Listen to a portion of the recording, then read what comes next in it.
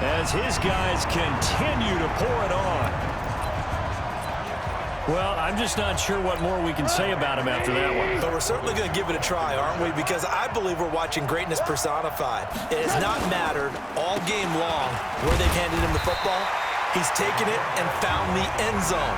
He is so locked into that so-called zone, I don't think they're going to get him out of it in this one. I know we could sit up here and dance around it a little bit, but going for two in this situation, somebody doesn't like someone else. There's no doubt in my mind. Well, what they couldn't see is you lean back in your chair and you went,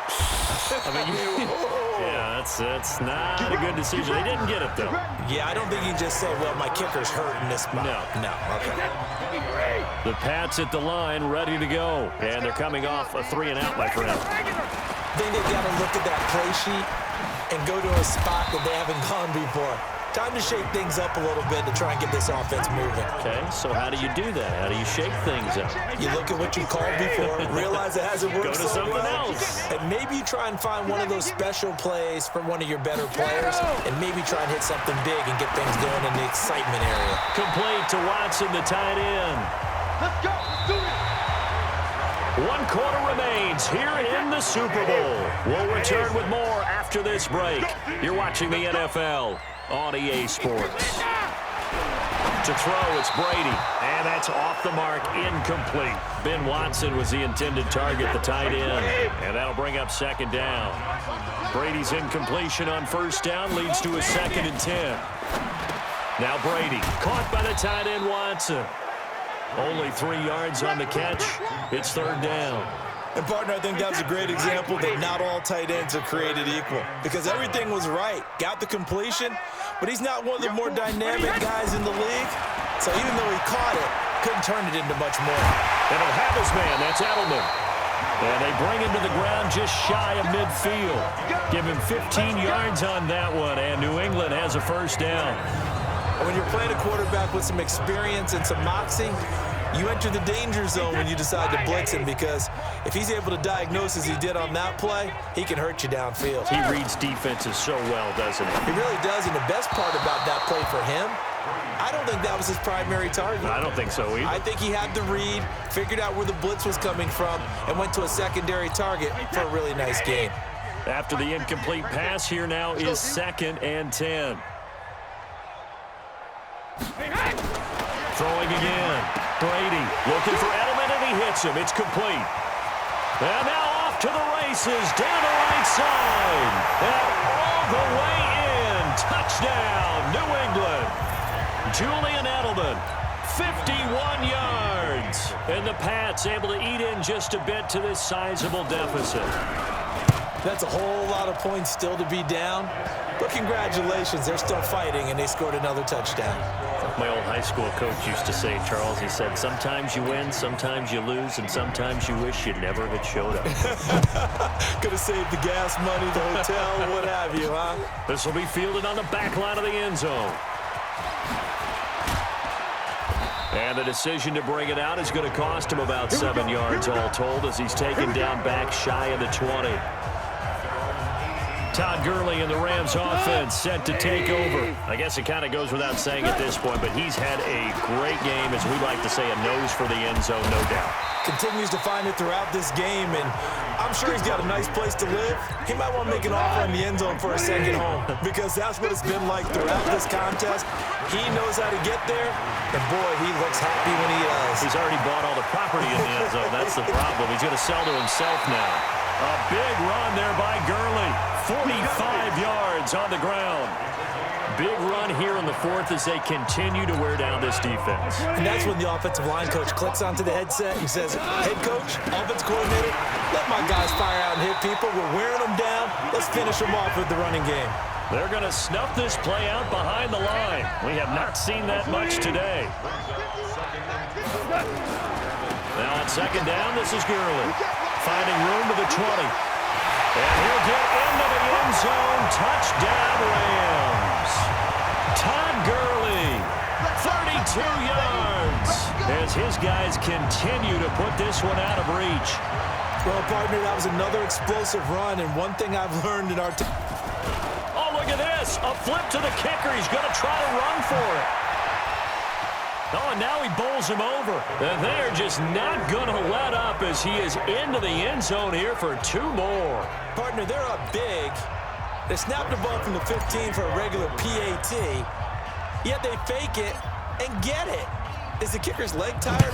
What's going on here? I don't know, but defensively, now with this deficit, now you add 2 more onto that. They fake the PAT. That stings a little. It definitely stings, and I know the guys that I played for, they wouldn't be as mad at the opposition as they would have been at us for allowing that to happen.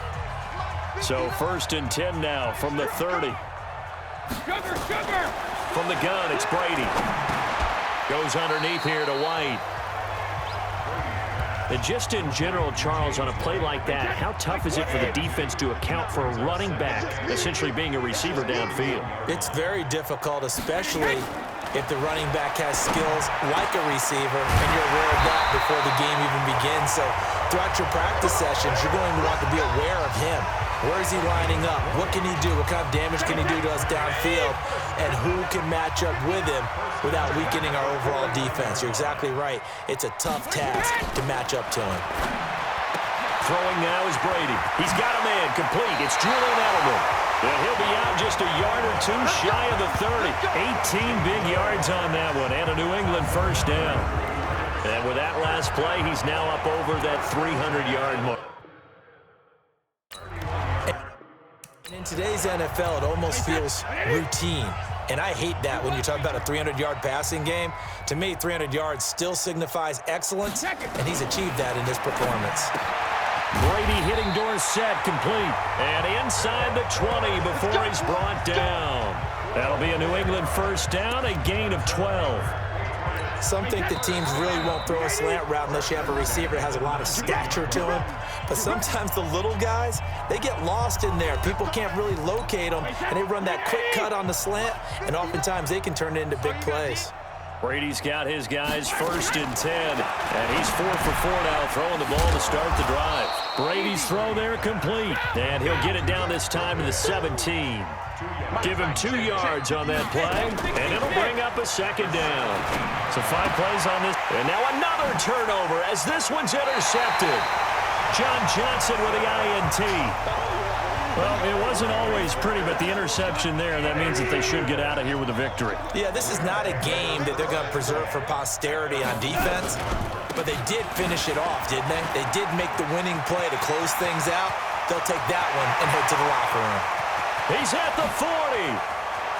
Past the 20. And just shutting him off there. And he gets this deep into Patriot territory. A big run there by Gurley. 83 yards. So that play flips the field right on its ear. Here's 1st and 10 from inside the red zone.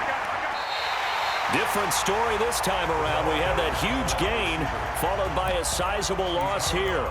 I like the idea to mix it up from time to time because, let's face it, you can't be predictable. But the execution was a little lacking on this one, right? They might want to go back to the drawing board with that call.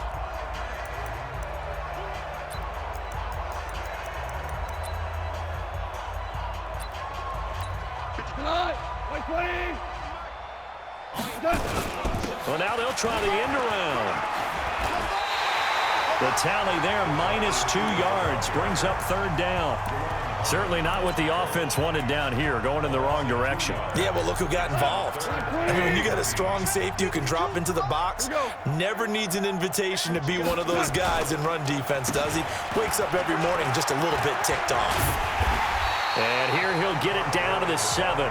9 yards on the carry, but it's going to lead to a 4th down. And, well, they could just run this clock out, but here is the field goal unit on 4th down. From the right hash here, should be an easy one. And the kick is good. So you wonder how this one might be remembered the next time these two teams meet. But until then, this game's over. The Rams have won the Super Bowl, and they will get the Lombardi Trophy. And their remarkable season ends in the most remarkable of ways. They get to put next to their name, Super Bowl champion. And they can't ever take that away, can they? Nope. That lasts forever. So good to see the emotion when it's all said and done. You see the hugs, you see the guys sharing, the collective happiness. Makes me want to carry you around a little bit on my shoulders to celebrate the triumph. And congratulations to them, a fantastic season.